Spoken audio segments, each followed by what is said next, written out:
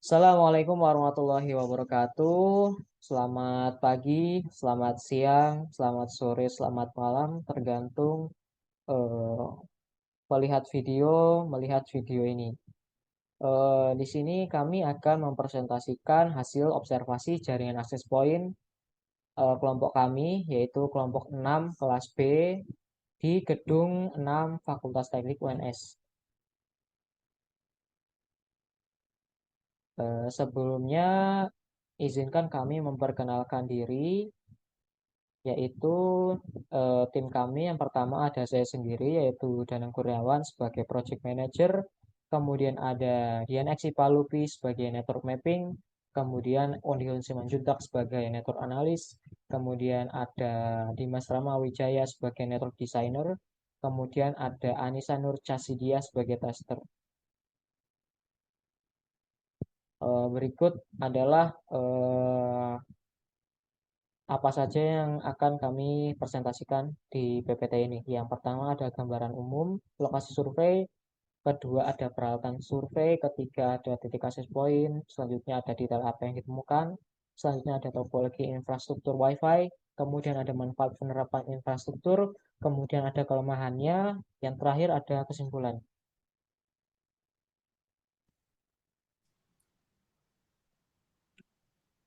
Baik, untuk halaman ini akan dijelaskan oleh rekan saya, Mbak Dian. Silakan, Mbak Dian. Baik, untuk berikut ini adalah gambaran umum lokasi survei, yaitu Gedung 6 Fakultas Teknik Universitas 11 Maret. Gedung 6 Fakultas Teknik Universitas 11 Maret merupakan salah satu gedung yang dimiliki oleh Fakultas Teknik.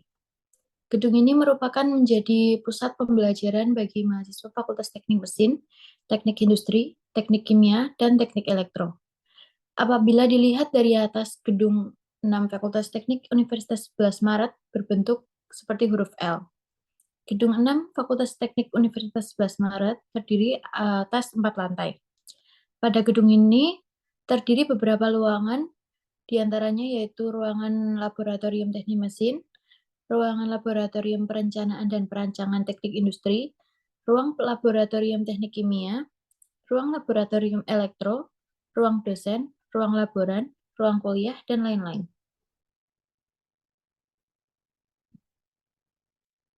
Kemudian peralatan survei yang tim kami butuhkan yaitu satu laptop digunakan sebagai alat untuk menginstal software yang dibutuhkan untuk scanning SSD Wi-Fi di gedung 6FT, kemudian mobile phone digunakan untuk mendokumentasikan AP dan bangunan yang diobservasi, kemudian aplikasi Wi-Fi Info View, yaitu software untuk scanning SSD Wi-Fi, kemudian alat tulis, yaitu buku dan pulpen saat observasi untuk mencatat apa saja yang dibutuhkan.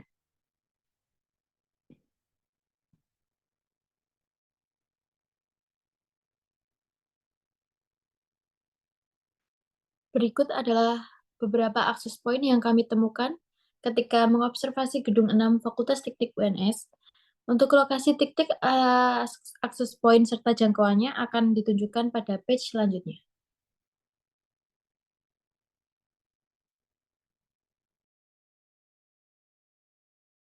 Baik, untuk bagian ini akan dijelaskan oleh rekan saya, Mas Dimas Wijaya. Monggo, Mas Dimas. Terima kasih untuk Mas Danang atas waktunya. Inilah detail akses point yang kami temukan berdasarkan jangkauan atau cakupan jaringan dari akses point tersebut.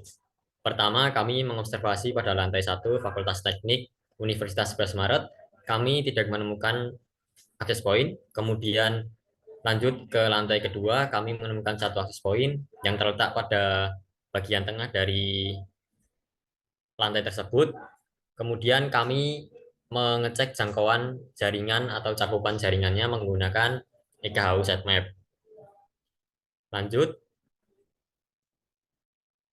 kami mengobservasi ke lantai 3. Kami menemukan satu access point dan satu repeater. Kemudian setelah itu kami menggambar dinah dengan software EKHU Setmap untuk mengetahui jangkauan jaringan access point tersebut. Dan inilah gambar dari jangkauan atau cakupan jaringan yang kami gambar menggunakan EKU Setmap. Lanjut observasi ke lantai keempat, kami menemukan satu akses point saja.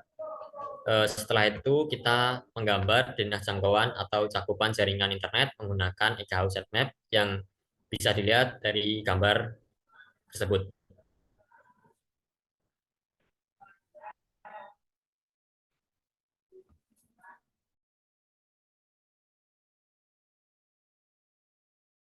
Baik, untuk bagian ini akan dibacakan oleh rekan saya, Mbak Anissa Cosi. Monggo Mbak Cosi diterangkan. Terima kasih atas waktunya Mas Danang. Inilah detail apa yang ditemukan. Dari beberapa akses point yang kami temukan, inilah detail-detail yang inilah beberapa SSID yang kami temukan dari beberapa akses point tersebut. SSID yang pertama adalah EduROM dengan channel 6, power output 20, enkripsinya WPA2EAP, status AP dapat dikoneksikan. Yang kedua, UNS Solo dengan channel 1, power output 20, enkripsi WPA2EAP, status AP dapat dikoneksikan. Yang ketiga, EduROM lagi, channel 11, power output 20, enkripsi WPA2EAP, status AP dapat dikoneksikan.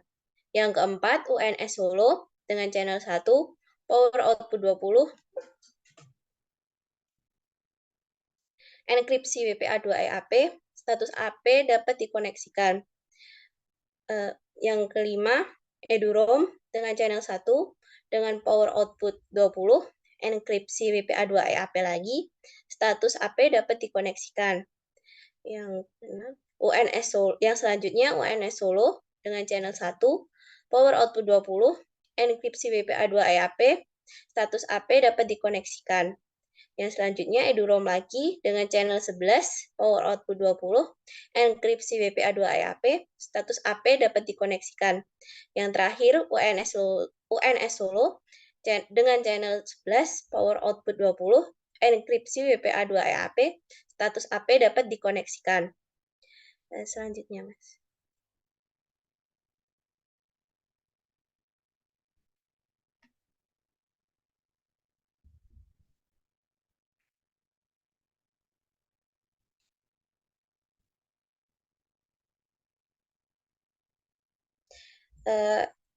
Inilah bukti scan dari SSID yang kami temukan dengan aplikasi Wi-Fi InfoView. Selanjutnya, Mas.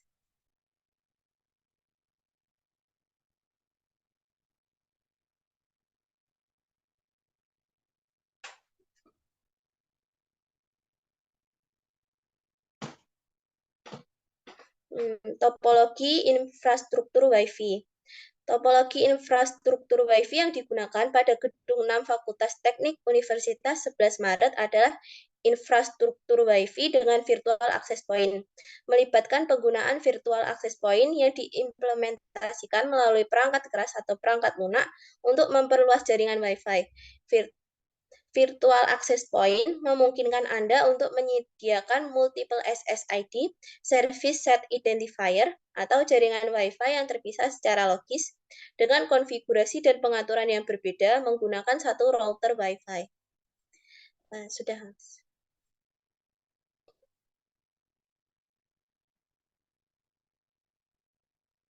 Baik, untuk page selanjutnya akan dibacakan oleh rekan saya, Mas Ondion.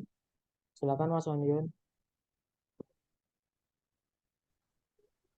Berikut adalah manfaat penerapan infrastruktur virtual access point. Yang pertama adalah pemisahan jaringan. Virtual access point memungkinkan pemisahan lalu lintas dan akses antara jaringan utama dan jaringan utama atau jaringan dengan kebutuhan yang berbeda. Ini membantu meningkatkan keamanan dan mengisolasi pengguna atau perangkat dalam jaringan yang sesuai. Yang kedua, skalabilitas dan efisien. Dengan menggunakan virtual access point, Anda dapat memperluas jumlah SSID yang tersedia tanpa perlu membeli perangkat keras tambahan. Ini dapat membantu menghemat biaya dan mempermudah pengelolaan jaringan WiFi. Yang ketiga, manajemen yang terpusat. Router atau WiFi utama berfungsi sebagai pusat kontrol untuk semua aplikasi virtual. Yang keempat, memberikan kemudahan untuk pengguna. Dengan penggunaan bridge dari tiap akses point di setiap lantai, memberikan kemudahan untuk penggunaan, sehingga tidak diperlukan login ulang ketika berpindah lantai dan akses point karena menggunakan bridge. Yang kelima, multiple SSID atau virtual AP. Multiple SSID atau virtual AP, penggunaan fitur ini cukup menguntungkan karena tidak memerlukan perangkat keras, akses point fisik tambahan, sehingga bisa menghemat pengeluaran. Yang keenam, posisi peletakan akses point cukup strategis. Berada pada tengah-tengah atau pusat di setiap lantai. Next.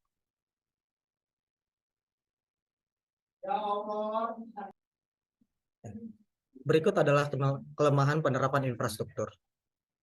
Yang pertama, kompleksitas konfigurasi. Konfigurasi jaringan virtual access point bisa menjadi kompleks, terutama jika ada banyak SSID virtual yang diperlukan dengan pengaturan yang berbeda. Memahami dan mengatur dengan benar setiap SSID virtual membutuhkan pengalaman dan keahlian teknis yang lebih tinggi. Kedua, keterbatasan kinerja. Penggunaan virtual access point dapat membagi bandwidth yang tersedia di antara multiple SSID virtual. Jika penggunaan jaringan yang intensif terjadi pada beberapa SSID secara bersamaan, dapat menyebabkan penurunan kinerja jaringan WiFi secara keseluruhan. Yang ketiga, pembatasan perangkat. Beberapa perangkat mungkin tidak mendukung atau kompatibel dengan penggunaan virtual access point. Hal ini dapat membatasi fleksibilitas dan memilih perangkat yang dapat terhubung ke jaringan SSID virtual atau mengharuskan penyesuaian konfigurasi tambahan. Yang keempat, pengelolaan yang rumit. Dengan banyak SSID virtual dan penggunaan yang berbeda, pengelolaan dan pemecahan masalah dalam topologi virtual access point dapat menjadi rumit. Mengidentifikasi dan memperbaiki masalah yang terjadi di salah satu SSID virtual dapat memakan waktu dan memerlukan pemahaman yang dalam tentang konfigurasi jaringan. Yang kelima, penurunan kecepatan.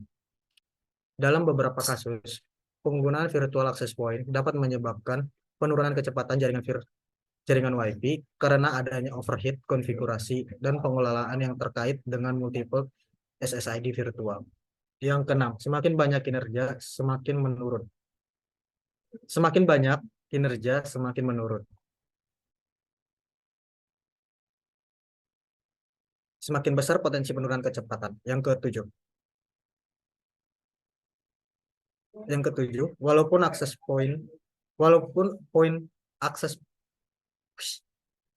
walaupun posisi akses point cukup strategis, belum mampu menjangkau seluruh gedung. Next.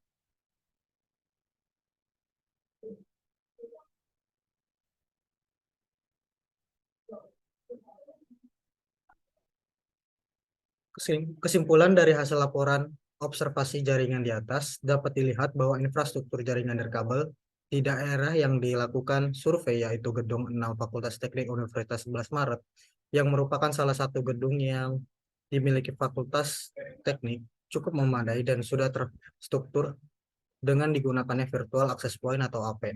Pada akses point di setiap lantai, memudahkan akses untuk pengguna ketika harus berpindah dari satu lantai ke lantai lain.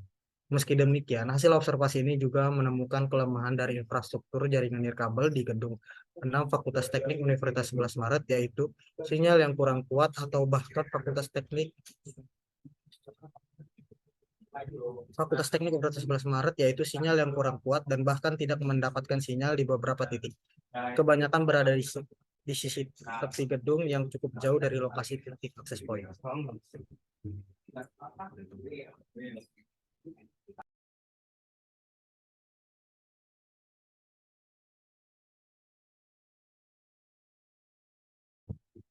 Baik, sekian dari kelompok kami.